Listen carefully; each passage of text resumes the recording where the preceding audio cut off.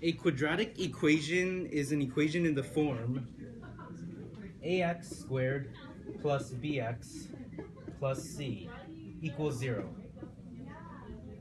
There are three main methods to solve a quadratic equation. First is by factoring. The second is by using the quadratic formula. And the third is by completing the square. In this video, we're going to talk about the second method, which is completing the square. The quadratic formula.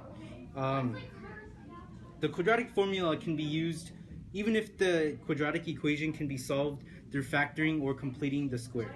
By the way, the quadratic formula is actually derived through completing the square, but we're not going to go into that in this video.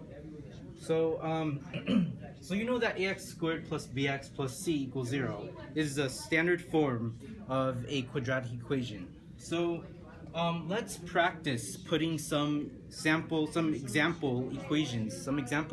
equations into the standard form. So let's say we have, let's first practice identifying a, b, and c for quadratic equations. So let's say we have the equation 2x squared minus 4x minus 3 equals 0. Okay, so you can see that a is the coefficient for the term that has the x squared in it, and b is the coefficient for the term that has the x in it, x to the power of 1, and c is the coefficient that has the x to the power of 0, which is basically 1. So basically it's a constant here. So as you can see here, 2 is your a here. So a here equals 2. Okay, now we're going to identify b and c also. B here, you can see it's negative 4, not positive 4. So be careful of that. It's negative 4. And c, we have negative 3. Okay, so this is just our first example in identifying a, b, and c for several quadratic equations. So let me erase that. And here's another example. We're gonna practice. We're gonna put the. Let me just write it out right now. So 2x squared plus x equals 1/2. Okay. Now don't be frightened by the fraction here. Okay. We're still gonna treat it like a quadratic equation. This thing. So as you can see, like you might be like, oh, where's z here? So what you need to do is you have to put, you see a constant here which is half. So you need to put it on the left side so then you can identify your c afterward. So let's subtract 1/2 from both sides. So we have 2x squared plus x minus half equals 0, right? So we subtracted half from both sides. Now we can identify a, b, and c easily. So you can see a is 2, b is 1, 1 times x is 1, and then c is negative 1/2. Negative 1/2 or negative 0.5. Okay, so let me erase this. Now here's another quadratic equation. X squared plus 2x minus 8 equals 0. So here you can see that you actually can solve this quadratic equation by factoring, but we can also use the quadratic formula in this case. So again here, a in this case is just 1 times x squared. B is 2, it's positive 2, and c is negative 8. So yeah, and by the way, if this was something like x squared plus 2x equals positive 8, then you would just move it to the left side. So remember, just move everything on the left side to get it into this form so you can identify a, b, and c. The reason why we are doing this is because we're going to need to use a, b, and c for the quadratic formula to solve this quadratic equation later on. Okay, so now we're going to be talking about the quadratic formula. The quadratic formula is written negative b plus or minus the square root of b squared minus 4ac, and this formula is all over 2a. Okay, so as we learned from the previous portion, the different variables that we identified, a, b, and c, are all necessary for this equation, as you can see. This portion is using the a variables, this portion is using the b variables, and the c variable is being used here. This plus or minus in the formula is used to determine how many solutions the formula will give for the x values. See, when we solve this equation and we plug in values for b, a, and c, we will have to subtract the negative b, subtract and add the negative b with whatever is solved through this portion of the equation. So that when we solve this equation, it might have two solutions, one solution, or no solutions, depending on what is evaluated here. Okay, so it's just a simple plug-in of variables, and we're going to teach you how to plug in variables in the next part. But before that, we're going to teach you a song so that you can help you memorize this formula. Okay, so we're gonna sing the Quadratic Formula song to you right now, so you can remember it easily. 1, 2, 1, 2. The quadratic formula is negative b plus or minus square root of b squared minus 4ac all over 2a. One more time. The quadratic formula is negative b plus or minus square root of b squared minus 4ac all over 2a. Okay, so now we're going to go over some example equations to actually put the quadratic formula into action. So the first equation we're going to be using it with is 3x minus 10x equals negative 5. But as we learned earlier, we can move the negative 5 to this side so that we can have everything in order. So if we simplify, we have 3x minus 10x plus 5, because we moved it over, equals to 0. Okay, so this is now in simplified form that we like. This is our a value, this is our b value, and this is our c value. So we can write that down. A value is equal to 3. B value is equal to negative 10, be careful here. And our c value is equal to 5 now because we moved it over to the other side. So as we stated earlier, the quadratic formula is simply a plug and chug. So we just simply put all the parts into the equation in their correct location and we can solve the equation. It's very simple. So let's start plugging in. So we have the negative b that we're going to start with. Negative times a negative equals a positive, so the front part of the equation is going to be a 10. We have the plus or minus zone, we'll get to that later. And we have the root over b squared. B is negative 10, so we're going to have negative 10. This will be squared minus 4. And we have the a value. The a value is equal to 3. And then we have the c value, which is equal to 5. All over 2a. So this will be 2. And the a value is equal to 3 again. So this is what it looks like after we plugged in all the variables. We're going to do a little bit of simplification so it looks a little bit nicer. So we're going to have 10 plus or minus square root. This is 100 because 10 times 10 equals 100, and they're both negative, which equals a positive. We have negative, and this together, this will be 12. 12 times 5 is equal to 60, so this will be 60 right here. And on the bottom, we have 2 times 3, which is simple, 6. Okay, so we're going to simplify it even more, just one more step, and then we can start solving for our x values.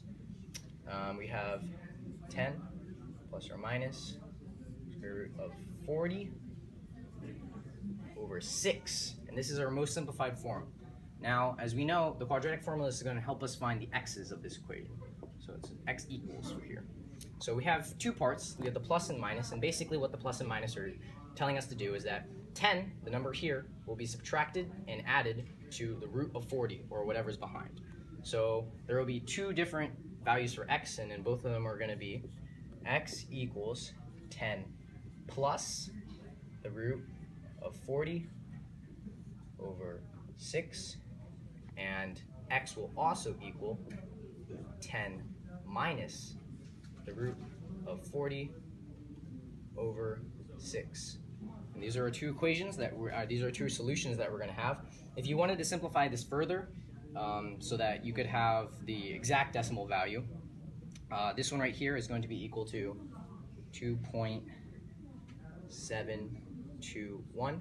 And if you wanted the exact decimal number for this one is going to be equal to 0.613. And these are going to be both your x values. So x is going to be equal to this, and x is going to be equal to this for the equation. So that's how you solve using the quadratic formula for one solution. Now we're going to do the other version for two solutions. Now we're going to do it for one solution. So let me erase all this equation. Okay, quickly. So the next equation that we're going to be using is x squared plus 2x equals -1. Remember, do not be frightened by this number on the opposite side. It will be very simple to just move it over. So we have x squared plus 2x plus 1 equals 0. Now it's in the form that we want, x plus b, x plus squared. Now we got a right over here. A is equal to 1 because there's no coefficient. B is equal to 2 because there is a 2 coefficient in front. And c is going to be equal to 1. So now we can start plugging this into the quadratic formula. So we have the -2 right here, plus or minus the square root of 2 squared minus 4, 1, and then the c value, which is also another 1, all over 2a, and our a value is once again the number 1. We're going to simplify this a little bit more, so we're going to do -2 plus or minus 4, because 2 times 2 is 4, minus 4, because this again is just once again a 4, and this will be over 2. Okay, and if we simplify this a little bit more, we find out that this will be a root of 0, which actually doesn't exist. And basically what it means is that this value is just going to be a 0 right here. And if this value is 0, that means we're only going to have one solution, because -2 plus a 0 or minus a 0 is still going to be -2. So there's only going to be one solution to this problem. And that one solution will be x equals -2. It doesn't matter which one you want to use. You can do plus or minus. It will be the same result regardless. 0 over 2. And this will basically mean that the value for this equation will be x equals -1. 3x squared plus x plus 6 equals 0. So let's try to solve this using the quadratic formula also. So here you can see that our a is 3, our b is 1 times x, and then c is 6. So from what we have here, we're going to use the quadratic formula. So negative b, which is -1, plus or minus the square root of b squared, so 1 squared, minus 4 times a, which is 3, times 6, which is c, and then over 2a, so 2 times 3.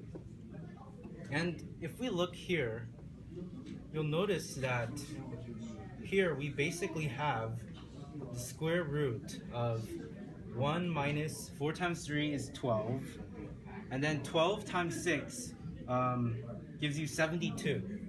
Okay, so so we have 1 minus 72 here, which will give us -71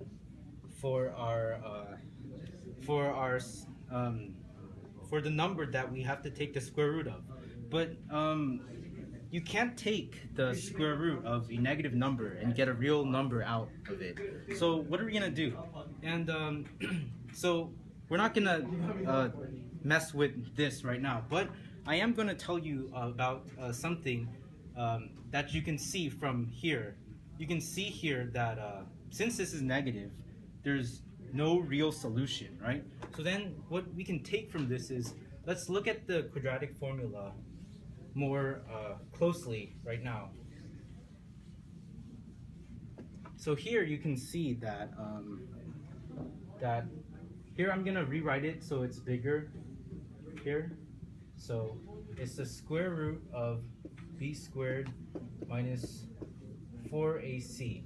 Okay, and here you can see it's something called the discriminant. Basically, here you can see b squared minus 4ac. If b squared minus 4ac gives you a positive number, then you can see that you end up with two solutions because it says x equals negative b plus or minus the square root of that number. So if you get a square root of a positive number, then you will get a number here. You get plus that number as a solution and minus that number as a solution.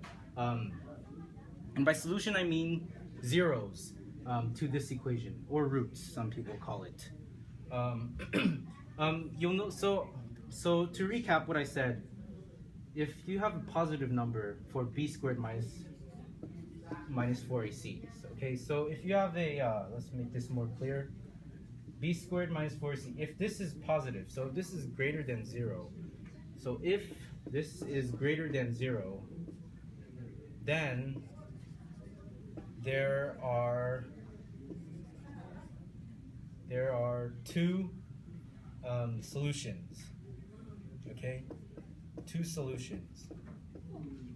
Now you can see that if b squared minus 4ac equals 0, like the example that that Tyler, the other person, mentioned earlier, you'll see that plus or minus 0 still gives you the same number. So you end up with only one solution. So if it equals 0, if b squared minus 4ac equals 0, then there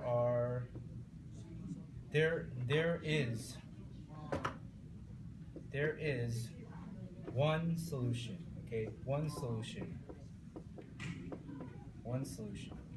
And using the example I showed you earlier where you had a negative number here, you can see that when there's a negative number, there is no real solutions. And yeah, these are real solutions, by the way, real solutions.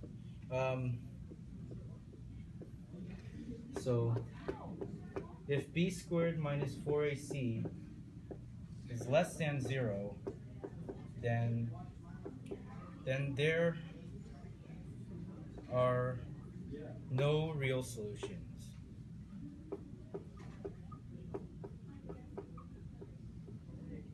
The reason I say real is you can still find solutions sometimes with complex numbers, imaginary numbers, but in Algebra 1, I don't assume you've learned that yet. So we're just gonna assume no solutions, no real solutions here.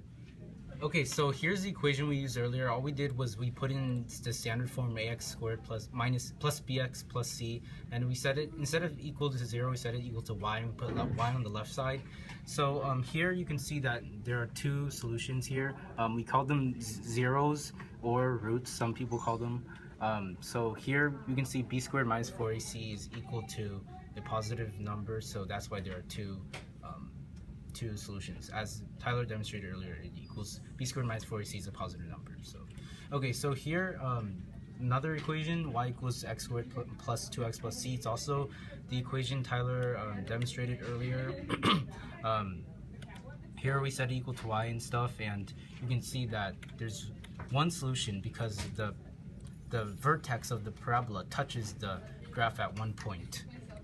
Here you can see there's no solution, and the reason is because you can see that because the parabola does not touch the x-axis at any point.